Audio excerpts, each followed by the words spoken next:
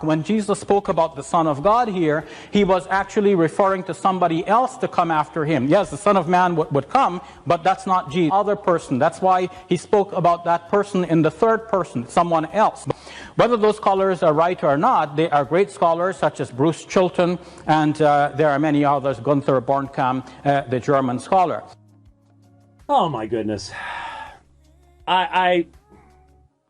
Folks, it is so self-evidently obvious to any reader of the New Testament that Jesus identifies himself as the Son of Man, and is doing so here in Mark chapter 14. You have to absolutely reject the entirety of the New Testament record to come up with any other understanding. It is self-evidently obvious, and Shabir knows that this is a small minority view, and it's just of some confused people. I'm sorry, it's just confusion. That's all it is. And then he equated Psalm 110 and Daniel 7:14. Put them together to indicate that he was the divine Son of Man, who was given dominion, power, glory, authority, servants who worship him, and who sits at the right hand of Yahweh, resulting in the high priest tearing his robes and saying, "You've heard the blasphemy, deserves death." You refer to Daniel 7:13 and Mark's statement where Jesus seems to make the claim that he is apparently divine figure. But you realize that in Daniel 7 that this Son of Man that is spoken of there is not the Ancient of Days. This is the one who approaches the Ancient of Days. So you have here a divine figure, but not necessarily God. And in fact, not God, because God has to be the Ancient. In other words, the Ancient of Days is the Father, and the Son of Man is the Son, which is consistent all the way into Jesus' use in Mark 14 and all the way through the book of Revelation. In other words, the Bible's consistent, and the Muslim can't follow that because the Muslim's following a book written 600 years later by someone who never read the Bible and yet proclaimed that the Bible came down from God and was Natsal and contains light and guidance. So maybe the solution is stop believing what was written 600 years later because the author didn't understand what he was talking about? Would seem to be the way to go.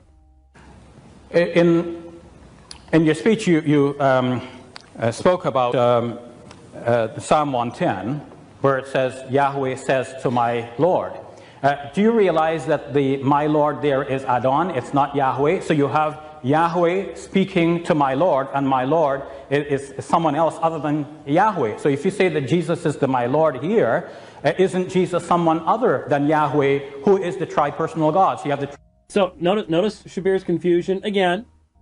Yahweh appears, and I've explained this to Shabir before this, because our debate in Pretoria was before this. So Shabir already knows that Yahweh is used of spirit. Yahweh refers to the being of God shared by three persons, and all Christian scholars recognize that in Psalm 110 there is a difference between Yahweh and Adonai.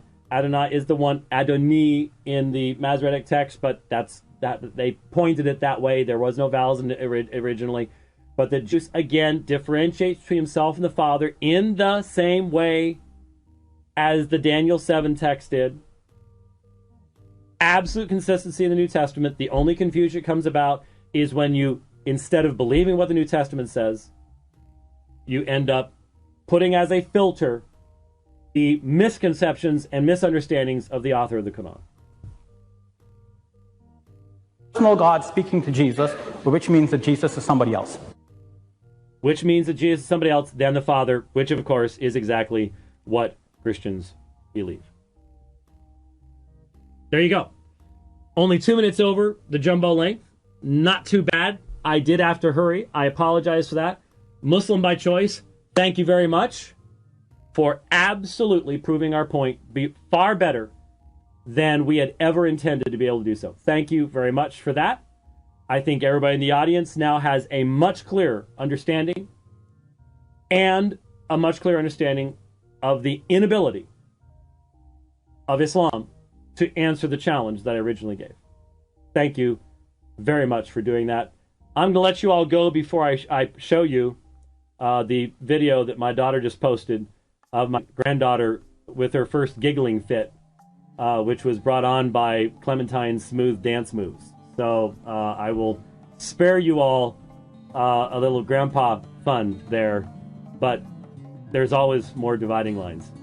Go to aomin.org, click on the banner, join us in Alaska, help us to get to South Africa.